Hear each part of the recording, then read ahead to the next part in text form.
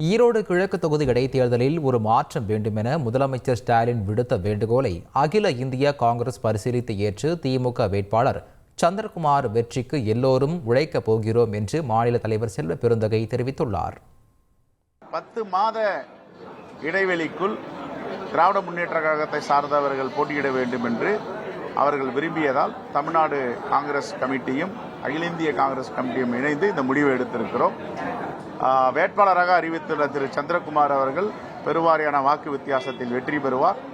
காங்கிரஸ் பேரியக்கத்தை சார்ந்த தலைவர் பெருமக்கள் தோழர்கள் அனைவரும் இரவு பகலாக பாடுபட்டு அவருடைய பெருவாரியான வெற்றிக்கு நாங்கள் ஒத்துழைப்போம், பாடுபடுவோம், கடுமையாக பணியாற்றுவோம். தலைமை எடுக்கின்ற முடிவுக்கு அனைவரும் ஒத்துழைப்பு கொடுப்பார்கள், கட்டுப்படுவார்கள். இது கொடுத்திருக்கோம்னா இன்னொரு உதவியையோ இன்னொரு உரிமையையோ திராவிட முன்னேற்ற கழகம் காங்கிரசிற்கு கொடுக்கும். அதை வெளியில் சொல்ல முடியாது. ரைட்.